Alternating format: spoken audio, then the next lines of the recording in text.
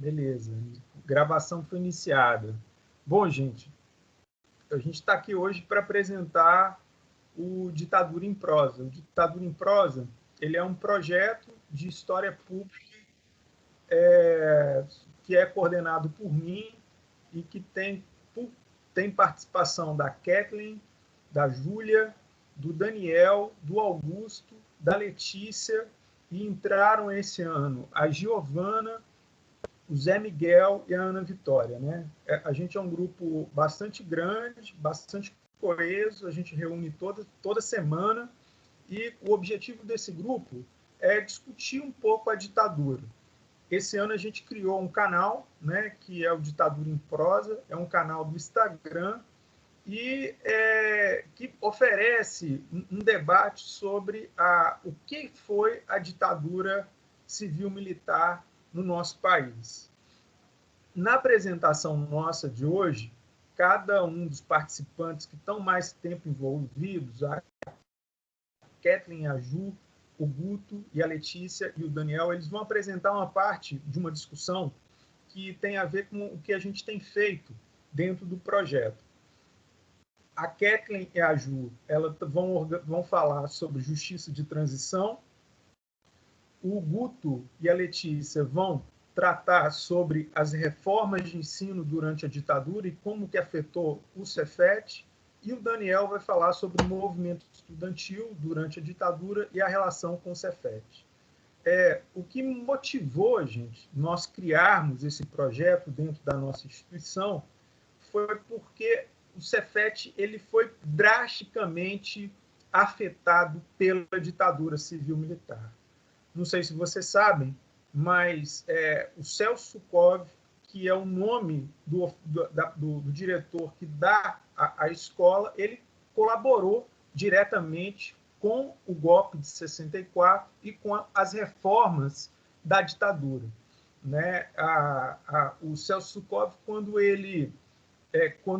em 1964 você tem um golpe civil-militar, ele cria uma comissão de expurgos dentro da escola e reforma uma comissão disciplinar para evitar a participação do corpo discente, né, dos estudantes e dos professores com a política. E essa política de repressão na instituição, ela tem continuidade com o professor Edmar Oliveira. Ele vai ser nomeado pelo governo militar em 1967 e vai sair da direção do Cefet em 1988. E durante esses quase 21 anos, o Edmar ele continuou com essa política. Em 1975, ele cria um outro órgão de disciplina e de vigilância dos estudantes de professores, que é uma assessoria especial de segurança interna. Essas assessorias estavam sendo criadas em todas as instituições federais, e o Cefet ele também vai ter envolvido nisso. O que motiva o nosso projeto é muito essa presença de uma certa cultura política autoritária ligada à ditadura, uma memória da ditadura no Cefet. A gente vê isso pelo nome da escola, a gente vê isso pela forma como a memória da instituição evita falar da ditadura, né? E a gente percebe que isso está impregnado em vários debates dentro da escola. E em função disso, a gente foi motivado a criar esse projeto. E a ideia inicial do projeto era discutir a ideia de justiça de transição dentro de uma instituição igual o Cefet. E aí a gente vai começar, a Kathleen e a Ju vão explicar aí o que é essa ideia de justiça de transição, por que ela é importante no Brasil, nesse contexto geral, e depois o Guto e a Letícia vão falar de como que o Cefet, durante a ditadura, ela se torna modelo para a reforma do ensino que vai acontecer na ditadura, e o Daniel termina falando sobre os movimentos estudantis e como que o Cefet também participa dessa dinâmica. É um pouco o que a gente tem debatido e discutido. Né? Esse projeto é um projeto de história pública e é um projeto feito por mim, professor do Cefet, e por estudantes que se engajaram aqui e está voltado para discutir a história desse autoritarismo com vocês, né? Com vocês, que eu falo, é a comunidade escolar do Cefet. Então, esse momento aqui na CEPEX, para a gente, é um momento muito especial e eu, de antemão, queria agradecer a participação dos estudantes que estão aqui, da Lindiele, que está organizando, e vou passar a palavra para a Kathleen e para a Júlia, que eu acho que eles vão explicar um pouco das discussões que a gente tem tido lá, tá bom? Então, vai lá, Kate. Oi, gente. Primeiramente, boa noite. Me desculpa por qualquer barulho, porque o meu vizinho decidiu começar uma obra justamente agora, na hora da apresentação. Então, enfim, desculpa. Eu também queria agradecer muito a presença de todos vocês que estão aqui. É muito importante a gente estar tendo esse espaço para debater sobre história política e como é que isso se relaciona com o Cefet. Bom, primeiro eu vou me apresentar um pouquinho. Eu sou a Kathleen Cristina, eu sou do 4º ano de edificações da 4ED. Eu entrei no projeto no final do ano passado, a convite da minha parceira Júlia, e eu entrei quase que como de paraquedas, porque eu nunca tinha feito um projeto na área de história, muito menos estudado a fundo a área da ditadura. Mas ter esse contato com os meus amigos, com o professor Samuel, fez com que eu entendesse a importância de estudar tanto esse contexto da ditadura, entender como é que isso acaba reverberando até os nossos dias atuais. Pode se apresentar um pouquinho, Ju. Oi, pessoal, boa noite. Muito obrigada a todo mundo que está aqui acompanhando nossa apresentação. Eu sou a Júlia, eu sou da mesma turma da CAT, da 4ED, e eu entrei no projeto a partir de uma conversa com o nosso orientador, o professor Samuel, e logo de cara eu me interessei bastante porque eu sempre gostei da história da América Latina, mas nunca tinha parado para pensar no papel do Cefet como uma instituição federal nesse período. Então, acho que agora eu posso começar, né, Cat? Então, falando um pouco sobre o contexto da ditadura. Quando a Segunda Guerra Mundial acabou, ela deu início, teve como resultado o início da Guerra Fria, onde o mundo estava dividido e polarizado entre o comunismo soviético e o capitalismo estadunidense. Então, o Brasil ele seguiu a tendência dos Estados Unidos e se alinhou ao bloco capitalista, e nesse contexto de polarização chega ao poder o João Goulart, ou Jango, depois da renúncia do Jânio Quadros. O mandato do Jango foi marcado por forte instabilidade, porque ele enfrentou uma oposição muito incisiva, e essa oposição era composta por grupos conservadores. Dentro desses grupos conservadores, a gente pode destacar, por exemplo, a União Democrática Nacional, os setores mais conservadores das Forças Armadas e da Igreja Católica, grandes proprietários rurais, grandes investidores internacionais e parte do empresariado nacional. Esses grupos eles foram apoiados por algumas instituições, inclusive internacionais, como a CIA, o IPES, o IBAD e os grandes jornais. Bom, todos esses atores conspiraram para que no dia 31 de março para 1º de abril de 1974 houvesse o golpe militar que tirou o João Goulart do poder e deu início aos 21 anos de ditadura civil-militar aqui no Brasil, em que o país foi governado por generais militares como presidentes e a democracia cedeu lugar à repressão, à violência, à censura, ao fim dos direitos democráticos, ao fim das liberdades individuais.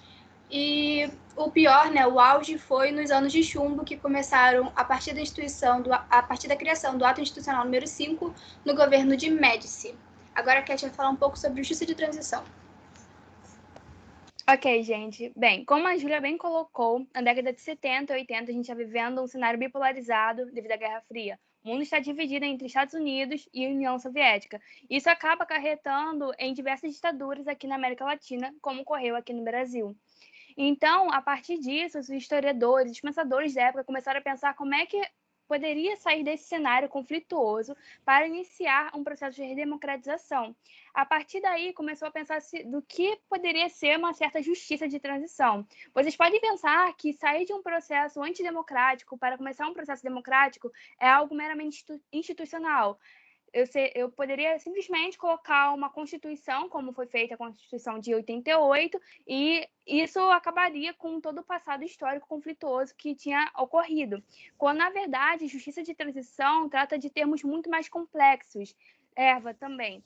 Medidas institucionais, medidas jurídicas, medidas políticas, medidas éticas, porque a gente está tratando justamente de violações de direitos humanos. Estamos tratando de assassinatos, de expurgos, estamos tratando também de desaparecimentos políticos, e fazer com que esse cenário seja superado não só com uma medida de punição daqueles que cometeram os crimes, mas também com um processo de criar na população uma memória desse período histórico como algo ruim, é algo muito delicado. Então, em 1992, a especialista em direito internacional Ruth Geijo, ela definiu a justiça de transição como um conjunto de medidas institucionais e políticas para fazer com que esse processo histórico conturbado não ocorra novamente, impedindo com que a violação de direitos humanos passe a ocorrer em outros períodos históricos. Como é que você faz isso? Você dá voz àquelas pessoas que foram vítimas de execuções, de desaparecimentos, de violação de direito humano. Você dá voz também no amparo psicológico à sua família, punindo aqueles responsáveis pelos crimes de Estado e também fazendo reformas institucionais. Além disso, você precisa criar uma memória na população para que ela entenda que aquele período foi um período conflituoso, que não deve mais se repetir novamente, para que a gente não tenha, por exemplo, em pleno século XXI, pessoas até mesmo na presidência que defendam um regime antidemocrático. A gente pode pensar nisso também no nosso Cefet, porque o Cefet passou do ditatorial, como o professor Samuel bem disse antes. A gente está vivendo naquela época uma explosão da era do técnico, porque você tem aumento da atenção nas indústrias, e isso faz com que o Cefet se torne uma escola foco, uma escola exemplar. E uma escola que está recebendo tanta atenção assim no processo de ditadura não pode sair da linha como os pensadores queriam, como os generais queriam. Então, isso fez com que os alunos, que os professores fossem perseguidos e tivessem sua liberdade cerceada. Então, como qualquer outro processo de violação de direitos humanos, o Cefet também precisava passar por uma justiça de transição. O que não ocorre, como, por exemplo, muitos daqui, eu duvido muito que entendam a relação do Cefet com a ditadura civil-militar. E isso tem muito a ver com como foi a justiça de transição aqui no Brasil, como a Júlia vai falar agora. Então, contextualizando um pouco como aconteceu esse processo da justiça de transição aqui no Brasil. Desde o governo do Ernesto Geisel, que foi o penúltimo presidente militar, general militar no caso, o Brasil já caminhava para a redemocratização. E no governo de João Figueiredo, que foi o último militar presidente durante a ditadura, houve a promulgação da Lei da Anistia, em 1979. E então, a partir daí, começa o que a gente chama de justiça de transição aqui no Brasil. Só que, para o ex-vice-presidente da Comissão de Anistia do Brasil, o José Carlos Moreira da Silva Filho, essa lei da anistia ela foi bastante contraditória. Por quê? Ao mesmo tempo em que ela anistiava os militares envolvidos em casos de tortura, eles não podiam ser investigados, muito menos condenados, ela não abrangia o caso de militantes da luta armada, que continuaram na clandestinidade. Mas um importante passo para a justiça de transição brasileira foi a criação da Comissão Especial de Mortos e Desaparecidos Políticos em 1995 no governo FHC. Entre outros fatores, a criação dessa comissão foi importante porque ela mudou o status de algumas pessoas que eram consideradas desaparecidas como mortos, o que foi uma forma do Estado admitir que, sim, o governo do Brasil foi responsável pelo assassinato de seus próprios cidadãos. Mas, devido a essa polêmica em relação à primeira lei da anistia, uma nova lei foi promulgada em 2002, uma nova lei da anistia que estabeleceu condições para a anistia e alguns direitos, como a reparação econômica. E também foi responsável por criar a Comissão de Anistia, que era vinculada ao Ministério da Justiça. Então, talvez o segmento mais famoso da justiça de transição brasileira seja a Comissão Nacional da Verdade, que foi um colegiado composto por 7 membros, criado em 2011 no governo Dilma Rousseff, que ficou responsável por estudar as violações aos direitos humanos entre 18 de setembro de 1946 e 5 de outubro de 1988, que foi o período entre as duas últimas constituições brasileiras, democráticas. E essa criação em 2011 configurou o Brasil como o último país da América Latina a instaurar a sua Comissão da Verdade. Só que a lei que deu origem à CNV brasileira, ela foi resultado de disputas de interesse do Congresso brasileiro bastante conservador, o que fez com que a comissão fosse não tão poderosa quanto o ideal. Por exemplo, os conselheiros da CNV não podiam abrir processo. O máximo que eles podiam era convocar testemunhas, solicitar acesso a documentos secretos, promover audiências. Só que dentre esses documentos secretos que seriam importantes para revelar a verdade, os documentos militares, que são os mais relevantes nunca foram encontrados, e a instituição dos militares afirma que eles foram destruídos. Então, a CNV chegou ao final do seu trabalho com um relatório dividido em 3 volumes, com mais de 3.000 páginas, mas que foi considerado bastante fragmentado e aquém das expectativas pelos especialistas e estudiosos dessa área. Até hoje, nenhuma medida de responsabilização penal efetiva foi posta em prática aqui no Brasil, apesar do trabalho da CNV e das outras 77 comissões da verdade espalhadas por todo o Brasil, vinculadas à Ordem dos Advogados e à universidade, por exemplo. Até 2014 existiam 77, mas nenhuma medida efetiva foi posta em prática. Como o professor Samuel falou no início, o nosso colégio ele tem no seu nome uma marca de um colaborador da ditadura, que é o Celso Covas da Fonseca. O colégio chama Centro Federal de Educação Tecnológica Celso Covas da Fonseca, e esse assunto ele não é amplamente discutido entre os alunos que não têm essa memória muito clara. Inclusive, o próprio Celso Covas, ele é adorado por antigos alunos e servidores, enfim. O presidente Jair Bolsonaro, ao assumir seu cargo, teve como uma de suas primeiras medidas a desvinculação da Comissão de Anistia do Ministério da Justiça, e ele também promoveu a modificação de alguns integrantes dessa comissão com o objetivo de fragmentá-la. E, de certa forma, ele conseguiu atingir o objetivo dele. Então, a gente consegue ver, atualmente, a palavra anistia perdendo seu significado de reparação e se transformando em esquecimento, segundo a política do novo governo. Um outro exemplo disso é um texto que foi publicado pelo Itamaraty, foi feito pelo Itamaraty em julho de 2019, em que o governo ele omitia a existência da ditadura entre 1964 e 1985. E o governo também defendia que a lei da anistia ela abrangesse todos os casos de desaparecimento forçado, inclusive protegendo alguns militares.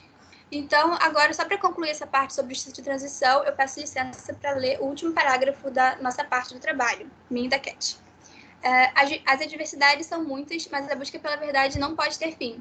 Para isso, existe o projeto de divulgação online Ditadura em Prosa e existem muitos pesquisadores dedicados ao perigoso e proporcionalmente necessário trabalho de entender quais foram os desfechos dos desaparecidos e quais atitudes são necessárias para que a justiça de transição brasileira seja efetiva, justa e não permita que, uma vez mais, cessem as liberdades e os direitos individuais. Isso, obrigada, gente. Bom, gente, agora o Guto e a Letícia, eles vão dar um retrospecto para vocês entenderem como que o Cefet, vai ocorrer a reforma educacional durante a ditadura, reformas educacionais, né, vão ser elaboradas, e como o Cefet vai se tornar uma escola modelo nesse processo, né? O Cefet ele foi, durante a ditadura, transformado no modelo de educação do ensino médio. E aí a Letícia e o Guto vão explicar isso, né? A gente já situou aí que não existe justiça de transição de forma efetiva no Brasil, né? Foi muito precária, e no Cefet muito menos. Eu imagino que nenhum de vocês aqui conheça a história da instituição durante esse período do regime militar. Eu acho que a Letícia e o Guto vão poder esclarecer algumas coisas. Letícia e Guto, podem falar. Vamos lá? Vamos lá. Bom, sou Augusto, da 4ED, da mesma turma da Júlia e da Kathleen, que falaram agora. E a gente vai falar um pouco da educação na ditadura, eu e a Letícia. Aí eu vou começar falando um pouco mais sobre a história antes da ditadura, o que era a educação e o que aconteceu para mudar e como ela ficou, né? Bom, antes da ditadura, a educação era, na verdade, antes do Dutra, né, antes do Vargas de 30, era muito mais uma coisa da igreja, que ficava à mão da igreja, ou a população mais rica que contratava tutores e tal. Ou seja, a educação é da elite. Até mais ou menos 30, quando Vargas chega e faz algumas escolas técnicas naquele projeto desenvolvimentista do Vargas, né? Mas não ultrapassa muito isso. É uma coisa voltada para a indústria e também com um pouco de propaganda do governo, né? Que a gente sabe do Estado Novo, de 37 até 45, que o Vargas usou muito isso, com o ministro dele que durou, acho que foram 13 anos, o Capamena, Gustavo Capamena. Aí depois a gente tem em 46 a primeira Constituição, que dá meio que uma liberalização da educação, que não deixa muito claro qual vai ser a função do Estado do Estado, dos municípios e do próprio governo federal na educação, deixa uma coisa mais livre de um consenso. E não existe uma lei geral até a primeira LDB, que só sai em 1961, que é a Lei das Diretrizes Básicas Nacionais de Educação. E o desenvolvimento desse primeiro marco da educação, né, regulamentado, tem muitos debates que aconteciam naquela época, tanto na década de 50 quanto na década de 60. A gente tem os principais formadores dessa LDB, que da Pronísio Teixeira, o Darcy Ribeiro e o próprio Carlos Lacerda, da UDN. Cada um, o Anísio Teixeira e o Darcy Ribeiro, que eram juntos, um era o ministro da Educação no governo Jango, né, que já começa em próprio 61, e o Anísio Teixeira, que era o reitor da Universidade de Brasília, que foi a primeira universidade assim, modelo, que eles que criaram a partir dos ensinamentos deles, né, uma nova forma de educação, né, que tem a partir da Constituição da Cidadania Brasileira, que são as ideias tanto do Darcy Ribeiro, do Anísio Teixeira, que vai até o Paulo Freire, que essa é a vertente deles, né. E tem a parte do Carlos Lacerda também, e da UDN, os princípios do início de liberalização da educação, deixar algo mais federalizado para os municípios e para a própria iniciativa privada. Esse é um ponto importante que vai dar a principal discussão da CLDB, né? Que dizem que todo mundo perdeu nela, porque ninguém teve o que realmente queria, porque a educação ficou uma coisa liberalizada junto com a cidadania, com essa construção de cidadania, ou seja, a escola tinha a função de tudo, mas não conseguia fazer muita coisa, tanto que no próprio governo Jango, quase nada foi feito, né? Tudo bem que foram menos de 3 anos, né? Mas não foi muito aproveitada essa LDB, ficou uma coisa meio que não muito bem resolvida. Até a chegada dos militares, né? Quando chega em 64, os militares tomam a educação como um assunto econômico, principalmente, porque a partir da ideia desenvolvimentista também desde Vargas e do JK, que tinha essa mesma vertente, o Brasil sempre teve uma falta de mão de obra, de engenheiros e técnicos. Então é aí, a partir daí, que o governo federal vai investir pesadamente no ensino técnico. A gente pode falar também da teoria do capital humano, que foi elaborada pelo professor Theodore Schultz, lá de Chicago, que na época era professor junto com o Milton Friedman, que foi assim, um dos formuladores do neoliberalismo, né? E essa teoria do capital humano, que ele fundamenta a importância econômica da educação, de gerar dessa mão de obra especializada em todas as áreas, vão ser muito bem trabalhadas pelos ministros econômicos de infraestrutura também da ditadura, como o Mário Siemens, o Eugênio Goulden, o próprio Delfim Neto, que foi o principal ministro depois do Médici, né? Depois do Médici, e o Roberto Campos. Esses 4 ministros começam a teorizar, todos os economistas começam a teorizar sobre a educação, o papel dela. Ou seja, a educação a partir de 64 tem 2 funções básicas, praticamente. A primeira é esse investimento direto nas escolas técnicas a partir do governo federal, e o Cefet vai ser um modelo, o Cefet RJ Maracanã, aquela escola vai ser a modelo para todos, muito em grande parte por causa do Celso Cove, que ele estava em direto contato com os ministros e o próprio governo federal para criar esse modelo aqui. Tanto que na nossa escola a gente tem 2 bustos, né? Um busto do Getúlio Vargas, que foi o fundador das escolas técnicas e está lá na entrada, acho que na Canabarro, e depois tem o do Celso Cove. Até hoje, a gente tem uma herança vai fazer 100 anos, daqui a 10 anos, né? Desses princípios educacionais na nossa própria escola. E a partir daí, da teoria do capital humano e da tecnocracia, que eu não falei muito, mas é basicamente pegar a teoria do capital humano e aplicar ela mais para a industrialização de fato, ou seja, que os problemas que o Brasil falta de infraestrutura e tudo mais seriam resolvidos pela própria tecnicidade, pela técnica, né? Pela engenharia e tal. Ou seja, a educação nos moldes federais, elas ficam muito mais voltadas para as áreas de exatas, de física e tal, tanto que com as primeiras reformas, a filosofia, a sociologia e as humanas vão ser um pouco mais depreciadas, como a Letícia vai falar um pouco melhor. E essa parte é isso que é a dupla face da educação. Vai ser uma parte voltada para a técnica, a partir da teoria do capital humano, da tecnocracia e desse novo desenvolvimentismo que o Brasil vai, esse novo ciclo de desenvolvimento que o Brasil vai entrar, mas da outra parte, outra partida, de contrapartida de pesquisa e de desenvolvimento das ciências humanas, vão ser muito mais, vão ser totalmente, não totalmente, né, mas vai ser muito menos aproveitada do que poderia ser, que seria o ideal, né, as duas trabalhando em conjunto, né. E também vai entrar a parte estatorial do governo da própria educação, que é aquela moral e cívica e todos as instituições dentro da escola para controlar as ideias, né, que seriam, fugiu a palavra agora, transversivas, que iriam contra o próprio governo, né, qualquer coisa diferente daquilo. E a Letícia vai falar melhor sobre essas reformas e como deu exatamente cada coisa.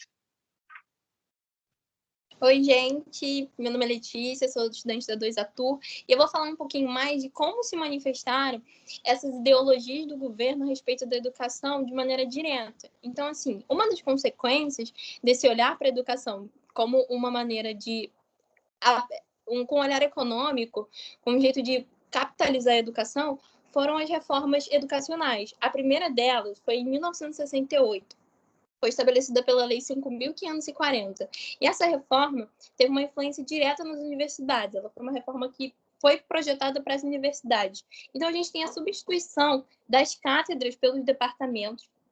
E também a gente tem, com o surgimento desses departamentos, a gente tem uns professores de um departamento dando aulas para diversos cursos, o que antes era dividido por matéria, o que a gente percebe como uma maneira de precarizar o trabalho do professor, uma vez que ele fica sobrecarregado dando aula para diversos cursos.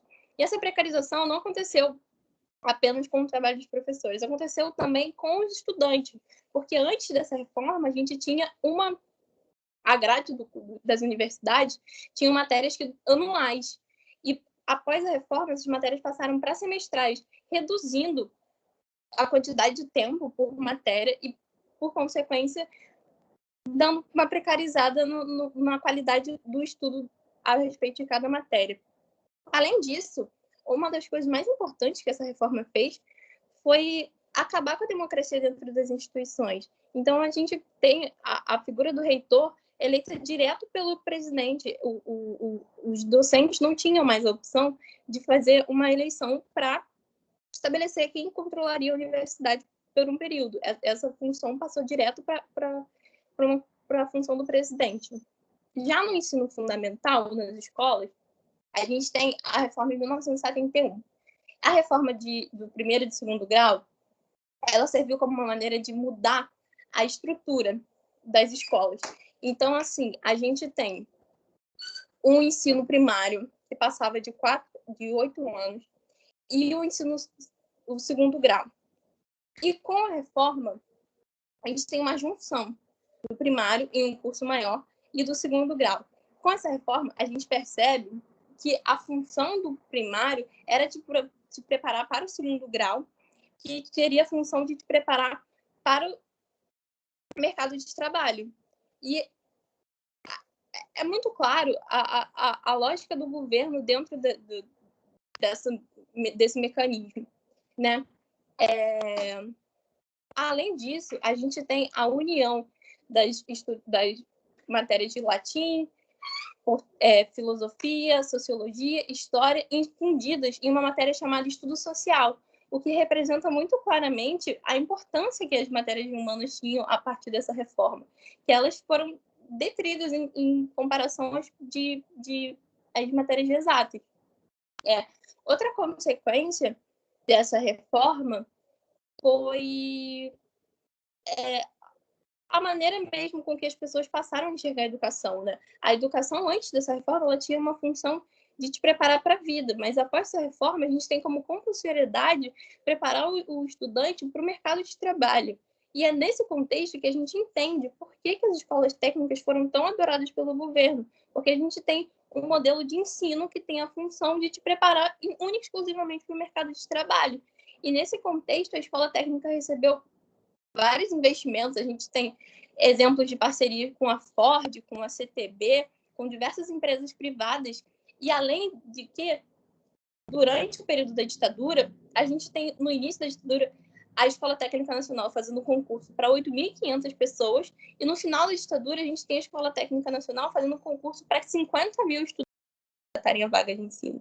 Então a gente percebe que houve um aumento muito grande na demanda pelo ensino técnico por conta dos grandes investimentos que a escola recebeu.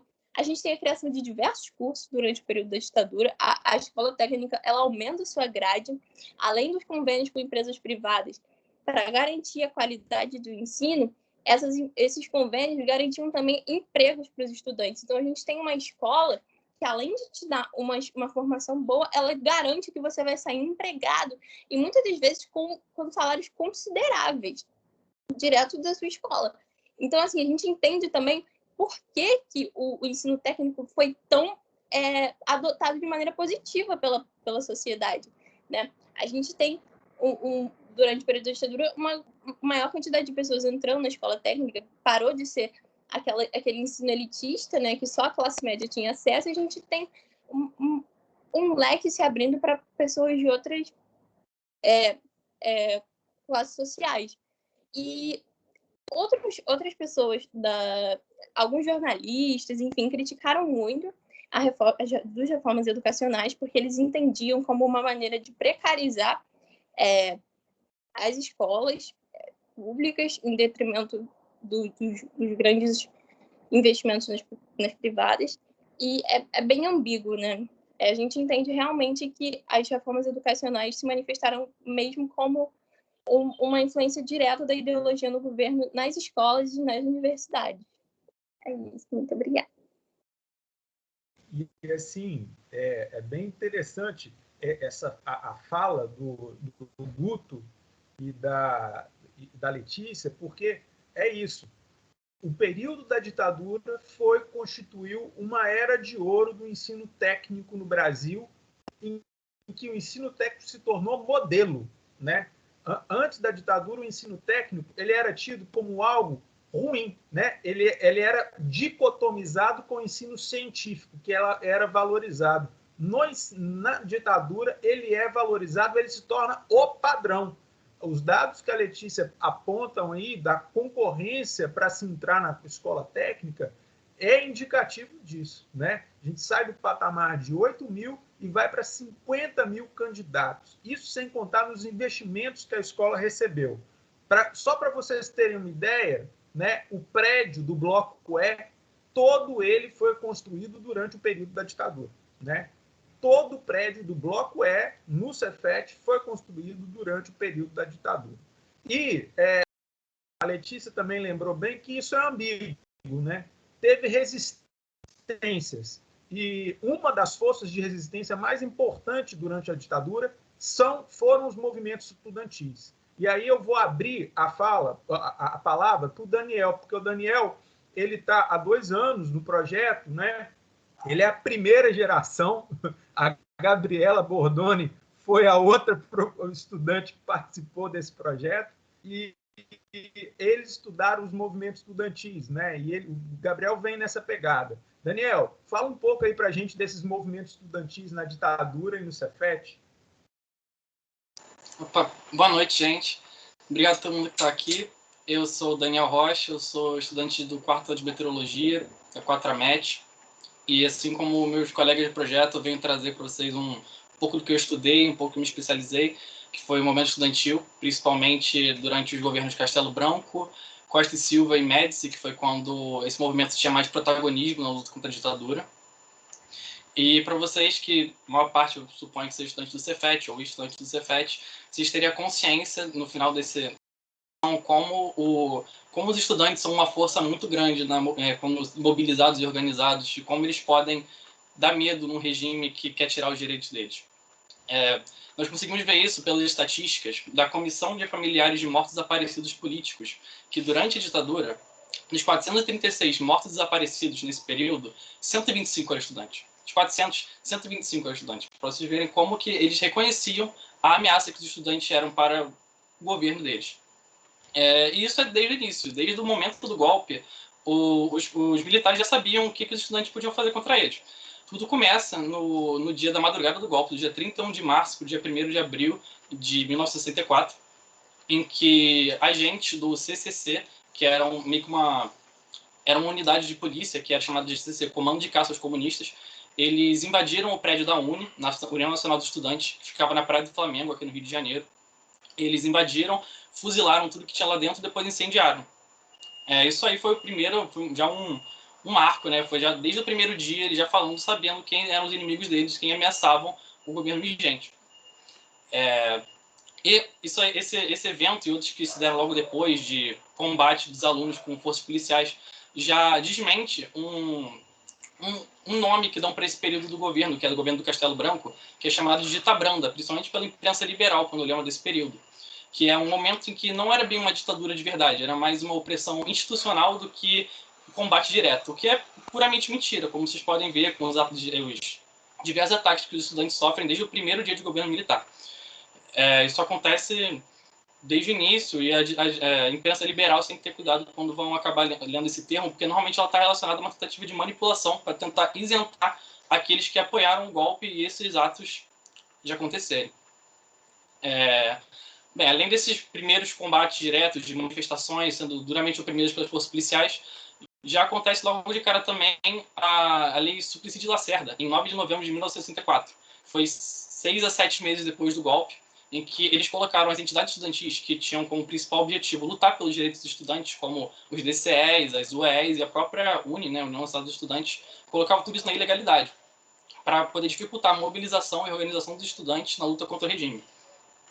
Outro acordo que também foi muito combatido, esse aí foi mencionado pela Letícia e pelo Guto, foi o acordo MEC-USAID, que foi um acordo que foi levado a público em 1966 entre o governo brasileiro e o governo dos Estados Unidos, que tinham, entre diversas medidas, a privatização do ensino público. Isso gerou vários e vários protestos, e, de curiosidade, os primeiros gritos de abaixo da ditadura militar vieram nas manifestações depois desse decreto.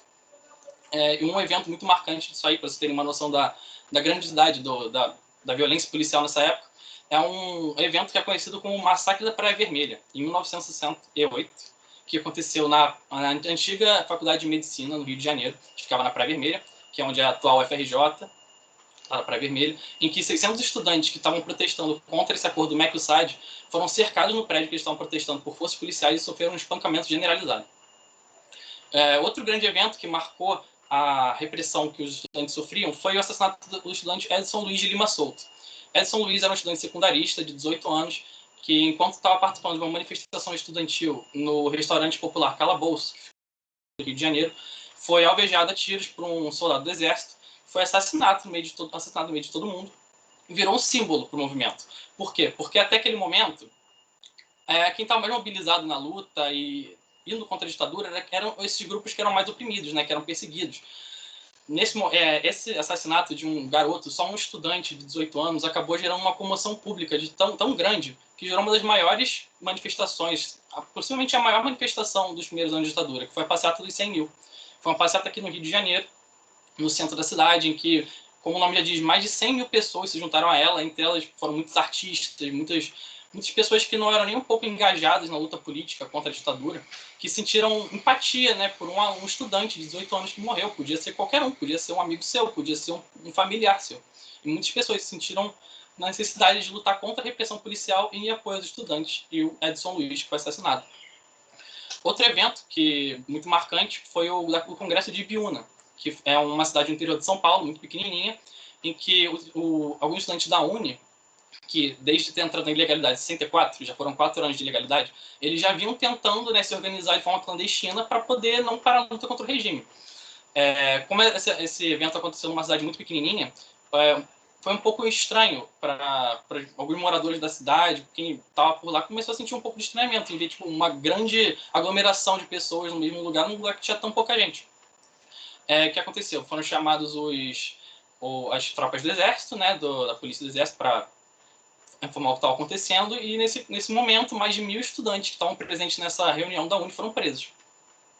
Depois daí o movimento começou a se dividir um pouco.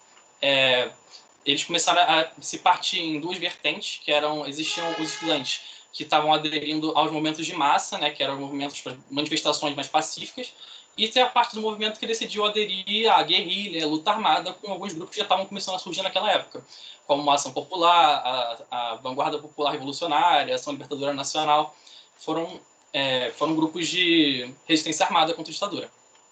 Bem, em 68 acontece também o AI-5, né, que é o tão temido Ato Institucional número 5, que foi um decreto que acabava com muitas liberdades individuais, né? Entre eles a gente não podia se manifestar, não podia acontecer um monte de coisa, as liberdades individuais estão sendo totalmente reprimidas ao máximo.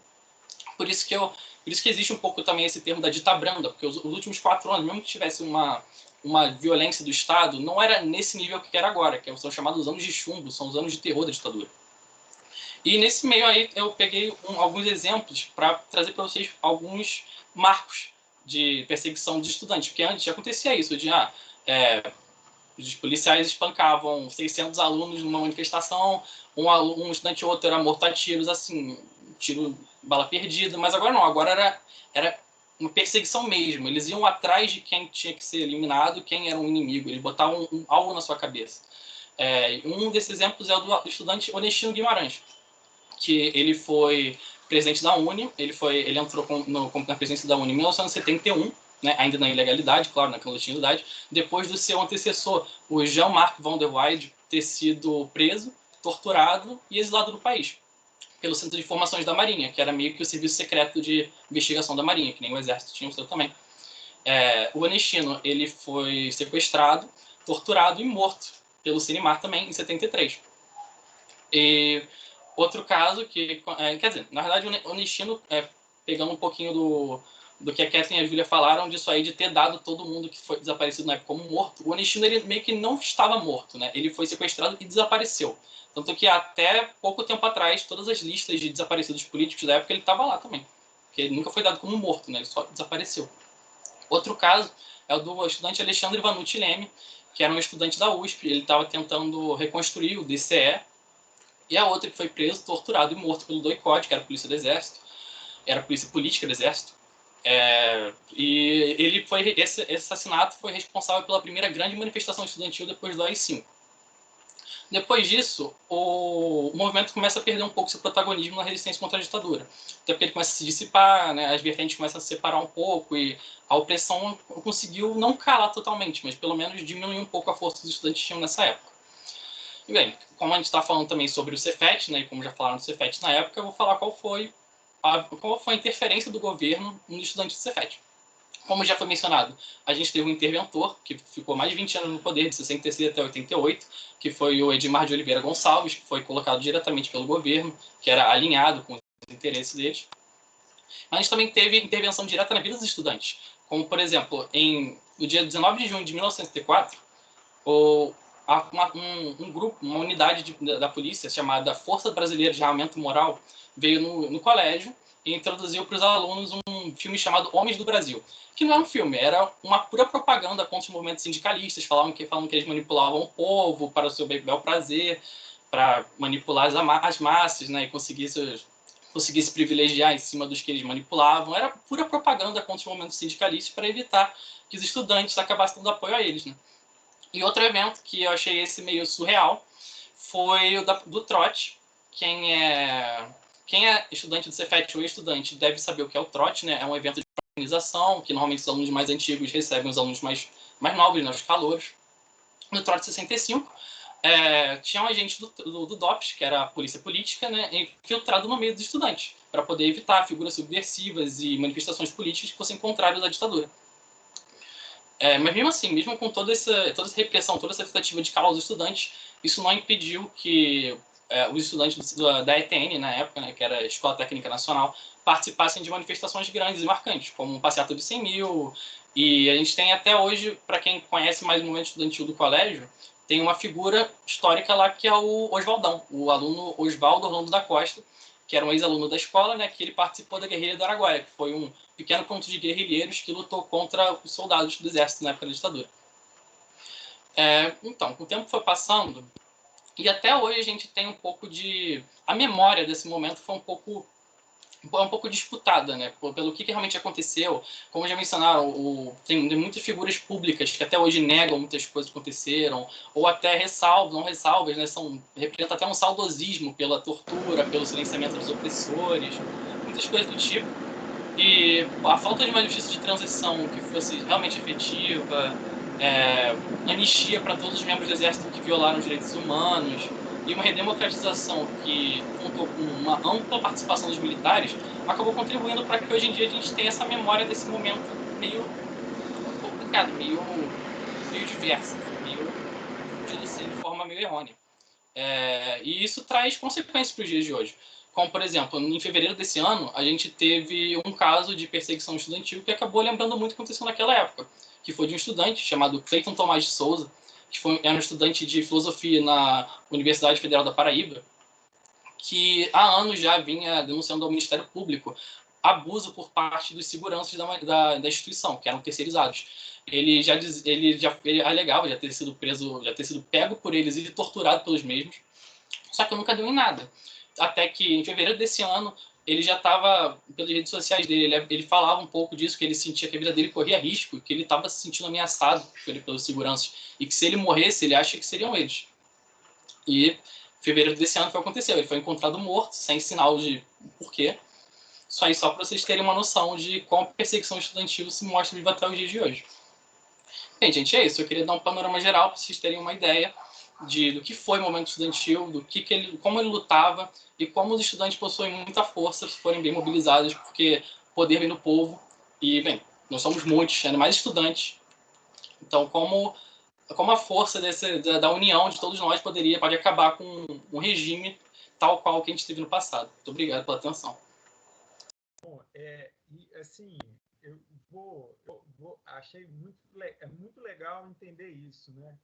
Mesmo com essas transformações no Cefet, né? No sentido de instituir uma cultura autoritária, reformar a educação, sempre existiu um movimento estudantil ativo na sociedade e sempre teve também o Cefet, a associação do Cefet, dos estudantes do Cefet, participou de forma efetiva disso. Está abaixo, né? Eu vou tentar, gente, mostrar aqui para vocês, só para concluir, o site nosso, né? E vou pedir para todos vocês participarem, né, do site do Ditadura em Prosa. Se vocês estiverem vendo, a gente semanalmente publica um tema, um tópico, um verbete sobre sobre a ditadura, né?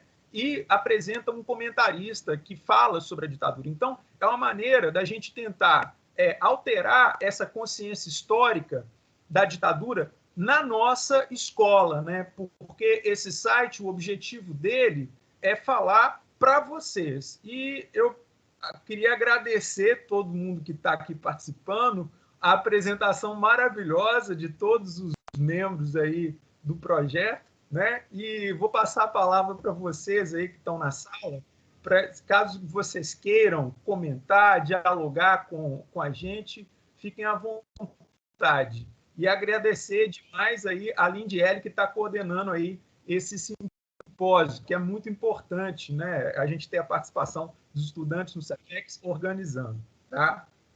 Então, é isso. Alguma questão, gente?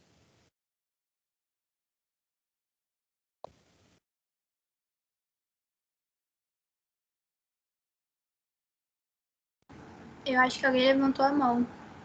Eu não sei. Não, fui eu, André. Posso falar? Pode falar, André. Então, primeiro de tudo, assim, eu queria agradecer, né, a posição do trabalho para compor a CEPEX, né? Eu estou falando aqui em nome da organização. A gente, infelizmente, não consegue estar em todos os lugares ao mesmo tempo. Pra vocês terem uma noção, em alguns momentos de pico, a gente, às vezes, entre 12 e 14, chegando a 16 atividades simultâneas claro que a gente tem uma equipe aí, e já agradeço também a Lindiele aí, que está ajudando a gente, representando, né, os monitores. Então, sem os monitores, como fazer esse tipo de evento. Então, agradecer ao público presente, lembrar que hoje a atividade finaliza às 21 horas, então já temos algumas atividades aí na frente, e convidar todo mundo a participar até sexta-feira. Sobre o trabalho de vocês, que eu consegui ver um pedaço final, né?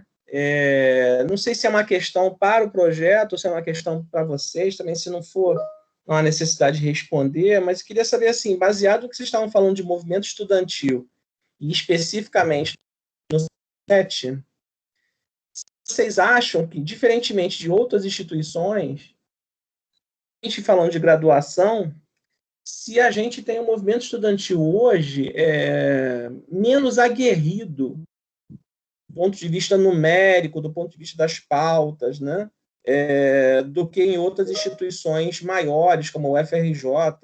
Eu, por exemplo, já fui à reunião, por exemplo, né, na reitoria, e a reitoria estava ocupada pelos alunos, entendeu? Então, eu não estou dizendo que está certo, não estou fazendo juízo de valor aqui, não. Só estou colocando assim, se vocês acham que, por a gente ser eminentemente tecnológica, se isso influencia também no movimento estudantil atual, né? É uma pergunta, né? Não é uma pergunta com respostas, né? A pergunta mesmo. Eu também não tenho a resposta. Você colocou essa pergunta. Tem uma outra pergunta que é da Tainá, que é bastante interessante. Eu queria que a gente ouvisse sobre a questão negra indígena na ditadura civil-militar, né, na CNV. E aí, assim, eu vou passar a bola para o... Eu tenho alguns questionamentos, mas tem algum... Letícia, Júlia, Kathleen, vocês querem comentar alguma dessas questões, né, que foi colocada? Eu vou responder a da Tainá, porque eu achei muito legal. E aí vocês vão pensando sobre essa questão do movimento estudantil, do André, pode ser? Sobre a Comissão Nacional da Verdade.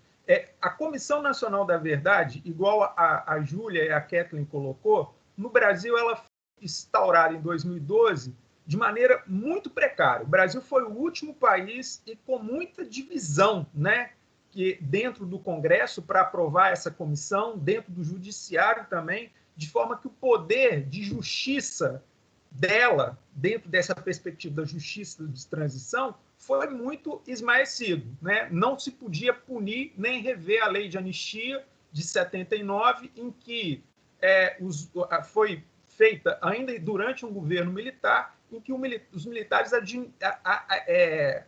anistiaram os agentes do Estado que perpetraram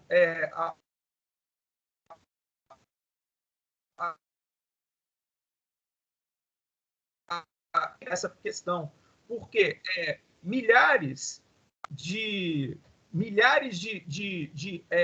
do que a gente fala do genocídio indígena, né, de obras que foram promovidas durante a ditadura civil-militar e que levou a epidemias para tribos indígenas e a dizimação de tribos inteiras, né?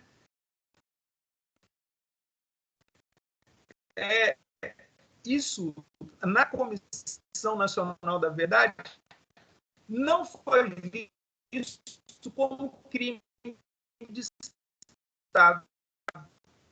E por que não foi visto como crime de Estado? Porque, na perspectiva da Comissão da Verdade, só foi visto como crime de Estado aquilo que foi considerado crime político. E o genocídio indígena não foi nomeado como um crime de viés político. Então, a gente tem as grandes obras da ditadura e o genocídio indígena que não foi investigado. Teve um relatório, e esse relatório Figueiredo ficou famoso internacionalmente por levantar milhares de assassinatos indígenas, né, em tribos indígenas feitos pelo Estado. E esse relatório Figueiredo foi descoberto pela CNV, mas permaneceu impune. E sobre da população negra, né, é a mesma atitude que se assume em relação a essa questão. Como não é nomeado como crime, você não tem a punição. A ideologia era a ideologia que no Brasil não tinha racismo, era uma harmonia racial e democracia racial. Então, essa ideologia ela tem permanência até hoje na nossa sociedade, né? O nosso presidente ainda nega. A gente viu aí, em 20 de novembro, em que um vice-presidente negou a existência de racismo. E, na Comissão Nacional da Verdade, esses debates sobre o genocídio negro no país, que é ativa autoritária de abordagem das polícias de grupos, né, e territórios que são majoritariamente negros. Não, então, o que eu acho que a CNV trouxe é muito pouco, né, em função desses limites que a CNV teve ao ser implementada em 2012. Né? Mas aí agora eu vou deixar os meninos falar sobre essa questão dos movimentos estudantis. Foi mais aguerrido ou não, comparando com a atualidade? Qual que é a opinião de vocês aí? Né? Vocês são extremamente envolvidos nessa questão. Né? Vocês fizeram um maior movimento estudantil.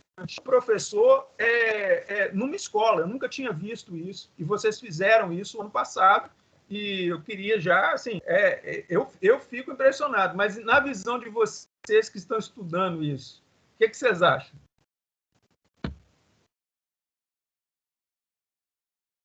Então, posso começar? Sobre essa questão, eu acho meio... Não sei, comparar numericamente é um pouco complicado, porque mesmo que... Como assim numericamente, sabe? Quantas pessoas, quantos estudantes sempre foram imobilizados, sabe? Tipo, a gente tem uns arcos que são manifestações muito grandes, como a passeata dos 100 mil, mas isso não é necessariamente estudantil, foi uma passeata que veio por conta do momento estudantil, né? Mas não meio que, se fosse pensar na mobilização daquela época, não era tão grande assim.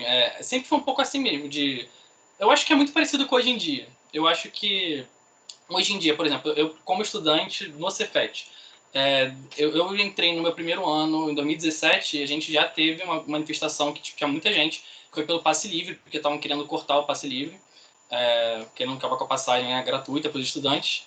E eu diria que, tipo, talvez a juventude hoje em dia, lá no colégio, ou no geral, talvez, não seja tão engajado nesse tipo de movimento, mas estando num meio assim, pelo menos grande parte dos alunos do Cefet sabem lutar pelos seus direitos, sabe? Como, por exemplo, a gente teve uns eventos ano passado, com uma intervenção e tudo mais, e tem uma mobilização muito maior do que muita gente esperava, eu acho. Então, acho que numericamente, eu não sei se é muito justo comparar também, porque são tempos diferentes, né? Acho que hoje em dia, tipo, tem todo um processo para hoje em dia, talvez a juventude seja talvez a juventude estudantil ser menos engajada, e também tem essa questão de a gente estar no colégio técnico, né? Não necessariamente o objetivo do colégio é incentivar o nosso senso crítico. Isso aí fica muito mais para a vivência de cada aluno dos professores, normalmente de humanos, né? E fica muito mais a cargo dos professores, por eles mesmos, e pelos estudantes que já são engajados, tentar contaminar os outros em volta, né? Tentar trazer para a causa. Então, não sei, eu acho que, para o tempo que a gente está, eu acho que é uma coisa... É satisfatório, satisfatório. Está numa boa... Não é tão... Eu acho que, tipo, vendo de fora, talvez pareça... Vendo num panorama geral, talvez os estudantes pareçam um pouco menos engajados nisso do que eram, mas eu acho que é tanto quanto. Eu acho que eu diria que é tanto quanto. Foi. E complementando o que o Dani disse, eu acho que a gente também pode pensar muito numa questão de memória, como, por exemplo, a justiça de transição envolve essa questão da memória, o próprio movimento estudantil também envolve isso. Eu enxergo como colocar hoje o movimento estudantil como algo fraco, como algo irrelevante, até mesmo como uma tentativa de fazer com que o movimento estudantil seja visto como algo realmente irrelevante. né? Quando na verdade não é. Você vê mesmo, por exemplo, eu participei dessa manifestação do Passe Livre, que o Dani também foi, e eu via comentários no G1 absurdos, como, por exemplo, esses estudantes, porque eles não estão indo estudar, eles estão na rua. E eu fiquei pensando, como é que eu vou estudar se não vou ter meu passe livre para ir para a escola, né? Então, é tudo uma tentativa de desmoralizar e tentar fazer com que o movimento estudantil seja cada vez menos visto como algo relevante, como algo importante para construir a nossa escola, como se fosse não fosse algo que pertencesse a nós. A escola deveria ser orientada, deveria ser governada somente por quem está lá em cima e não pela gente, sabe? E também com uma construção de tentar resgatar aquilo do passado e pensar no estudante de uma maneira muito geral e simplista, quando na verdade a gente tem que pensar, será que realmente todos os estudantes se posicionaram naquela época da ditadura? Será que não foi um grupo específico? Será que realmente aquela classe média que estava tendo seus benefícios na ditadura, será que ela realmente estava ali lutando? Ou será que quem foi lá lutar, quem foi lá botar a cara, não era um outro grupo específico? Não é o mesmo grupo que hoje é inferiorizado, que também luta muito, né? Então a gente pode pensar por outros vieses, uma construção de memória local e temporal, enfim, acho que tudo isso é muito relevante para a gente pensar até mesmo a Constituição ou a questão estudantil também.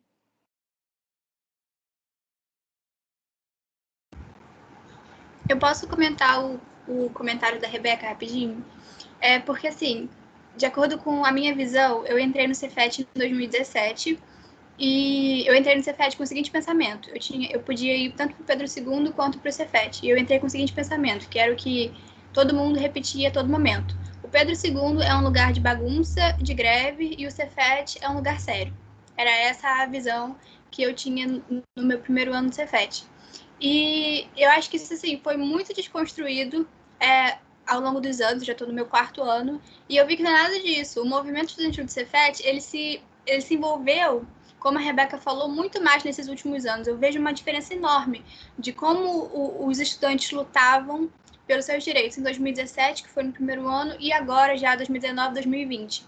Então, eu acho que ainda existe uma briga de memória, como a Cat falou, em relação ao Cefet, quando teve as passeatas, tanto do Passe Livre quanto outros movimentos que aconteceram, os jornais falavam que tinha um estudante do Pedro II, tinha um estudante do IFRJ, mas quase nunca eles mencionavam o Cefet. Quase nunca o Cefet era parte da notícia, e muito menos estampado nas capas dos jornais, enfim. Então, eu acho que ainda existe uma tentativa de mostrar o Cefet como uma escola modelo, ainda hoje, e eu acredito que a gente não deve desmerecer nem um pouco o movimento estudantil de hoje, porque a gente ainda a gente ainda é fruto, a gente ainda é alvo de uma disputa de memória muito forte. É isso. Sim, complementando um pouquinho o que a Ju falou, eu também acho que a gente não deve desmerecer o movimento estudantil de atualmente. Quando eu entrei no projeto, eu tinha um pouco dessa visão, né, de que o movimento estudantil era um movimento messiânico, que ele acontecia dentro da escola e todo mundo era como uma onda, todo mundo vestia camisa e guerreava. A gente percebe que não era assim, né? Então, assim, a gente tem um grupo restrito que lutava pelos seus direitos e a gente teve um grupo que se beneficiava da ditadura, né? Então, não fazia sentido para na causa do movimento estudantil.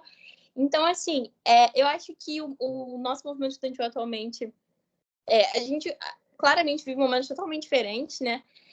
Mas eu acho que a gente não pode pensar que o nosso movimento estudantil não é tão assíduo, né? Porque a gente teve o acontecimento do ano passado, né? Da intervenção e que a gente fez. E eu acho que não dá para comparar, de fato, que a gente vive dois contextos muito diferentes, mas eu acho que, sim, atualmente, nosso movimento estudantil é muito importante.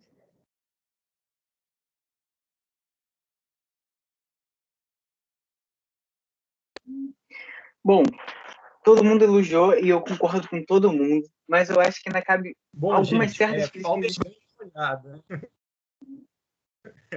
Acho que foi a internet, agora... deu uma...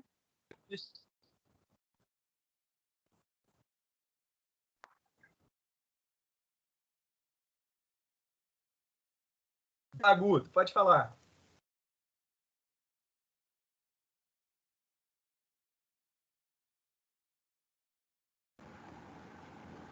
Acho que o Guto travou.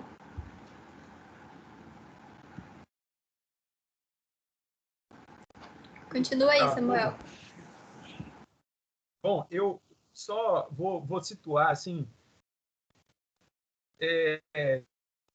nesses 3 anos que eu tenho investido. Voltou, Guto? Bom, nesse tempo que eu tenho investigado essas questões relacionadas à história, eu acho que a coisa mais interessante que a gente pode conversar é um pouco no sentido que a Lê colocou, os meninos colocaram aqui, né? Essa memória do movimento estudantil desse 68 como de muito maior, um movimento estudantil que nunca acabou, ela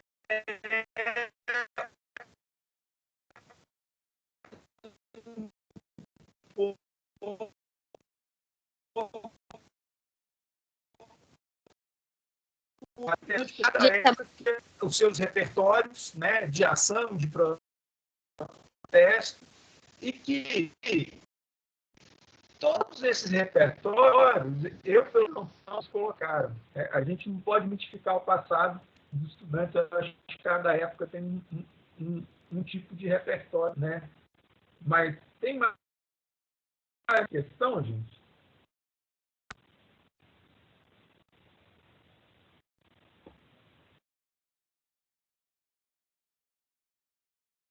Fala aí, Guto, o que você ia falar?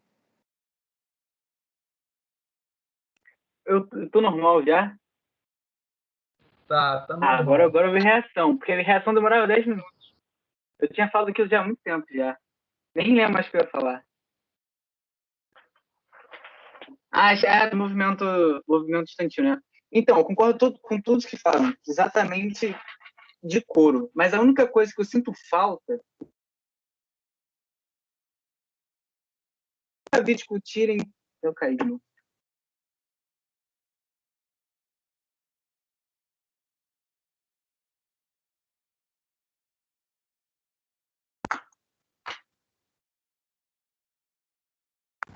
Estão boicotando o Augusto, Samuel. E o Samuel também, os dois travados. Caiu de quê?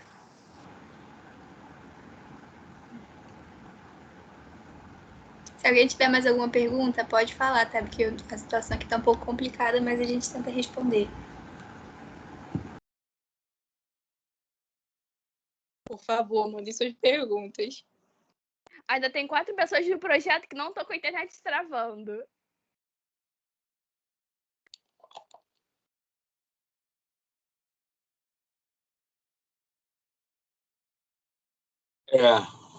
Voltei. Não voltei? Então é isso. Pessoal, tem mais pergunta aí? Como é que tá as coisas aí? Acho que já tem. Se o Guto não voltar, a gente termina, né? Como é que é a ordem aí da organizadora da mesa? Não tiver. Vocês me ouvem? Sim. Então, meu nome é Tainá, prazer, boa noite a todas, a todos, parabéns pela mesa, muito boa, adorei a temática, a abordagem de cada uma, e aí aqui no chat eu estou vendo que tanto o André quanto a professora Regina comentaram que percebem a distinção entre a movimentação estudantil dos ensinos médio e técnico e da graduação, né? E aí, se vocês também pudessem comentar um pouquinho a questão da graduação para o movimento estudantil do Cefet, tanto antes quanto agora, se vocês conseguem delinear avanços ou retrocessos, eventuais conquistas, e o que ainda pode ser dialogado e disputado com o pessoal da graduação.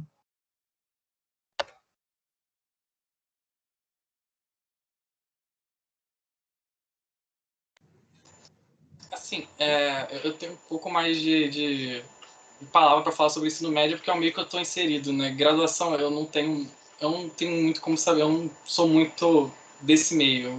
Eu conheço algumas pessoas que são ativas, tipo o presidente do DCE, o Christian, Eu conheço, já encontrei com algumas pessoas em manifestações e coisas assim. Só que eu não sei dizer qual o parâmetro de hoje em dia da graduação. Eu sei mais ensino médio mesmo, onde eu tô. Eu também concordo com o Dani. Eu acho que até é um pouco difícil, porque o Cefet, a origem dele foi uma origem técnica, né? E não uma origem da graduação.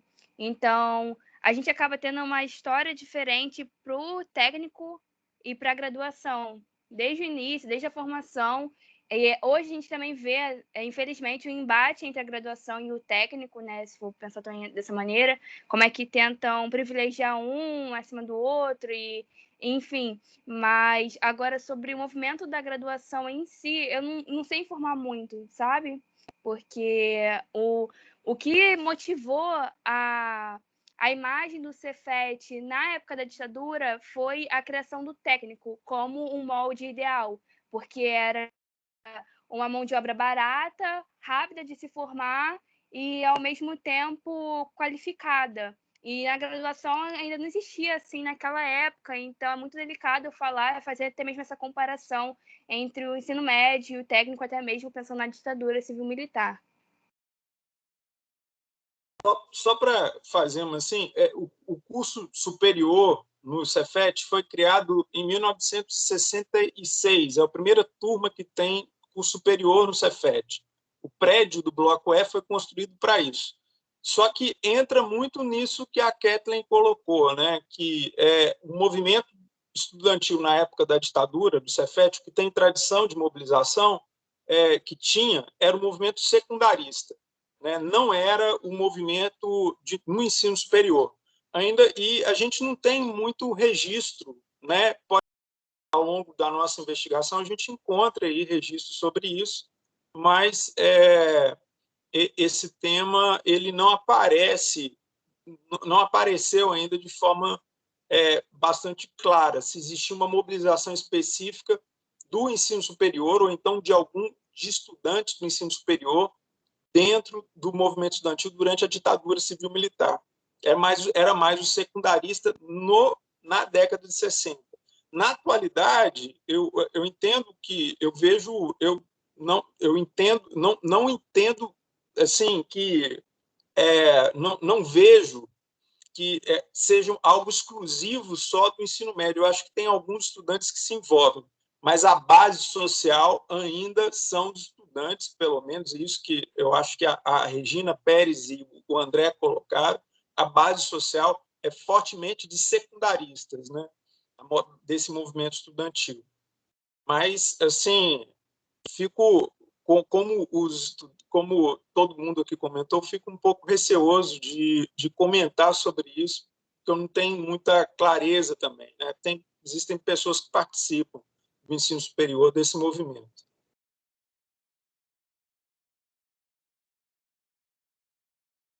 Tem mais alguma questão, gente?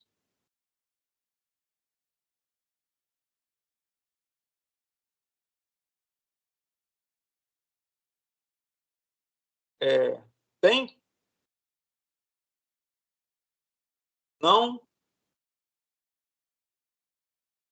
Eu não estou... Não apareceu nada para mim, não tem nenhuma questão. Lindiele, qual que é a orientação? Bom, finalizando o debate, pode se sentir à vontade para finalizar a mesa. Só vou pedir para lembrar quem não assinou a lista de presença, colocar o nome para poder receber o certificado depois. Tá. Não, eu só vou querer muito agradecer. Então, a gente vai encerrando por aqui. Bota o nome aonde? Na lista de presença, na lista que eu de mandei presença. o link. Eu queria muito agradecer a oportunidade de apresentar o trabalho no Cefet, na CEPEX. Esse projeto foi pensado na comunidade Cefet, a gente já apresentou ele em outros eventos, mas apresentar aqui é muito especial, né? Então, assim, o que eu queria falar é que estou muito feliz de apresentar, ver a quantidade de gente que veio ver o nosso projeto, é surpreendente, muita gente mesmo, E parabenizar todos os estudantes que apresentaram, né? Esses orientandos lindos meus, maravilhosos, de ouro. Um beijão para você, gente. Tá? Valeu. Querem falar alguma coisa? Eu parei por aqui. Vou abrir meu áudio antes que a Letícia abra aqui. Eu já vi que ela tá com o dedinho ali, hein, Letícia?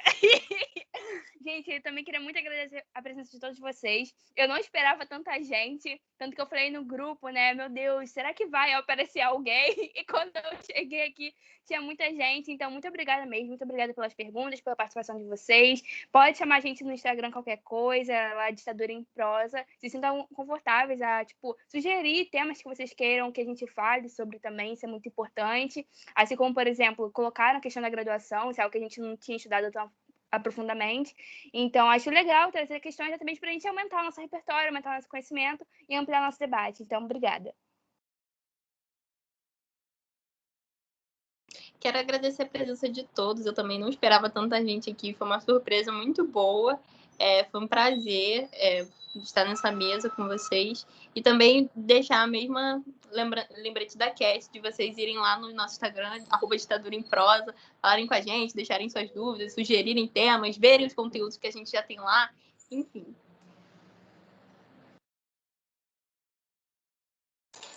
Só boa noite para todo mundo. Obrigado a todo mundo que veio. E obrigado às pessoas que estão na mesa comigo também. Isso aí. Obrigado, gente. Valeu, amigo. Faço minhas as palavras de todos. Muito obrigada pela presença, pela atenção, pelo tempo. É isso, muito obrigada. Eu acho que eu voltei agora, né? Voltei no final, mas o que importa é que voltei. Obrigado a todo mundo. Sério mesmo, muito bom. E só tenho a agradecer. É isso. Boa noite, gente. Boa noite. Tchau, tchau, gente. Tchau, tchau, gente. Muito bom o trabalho.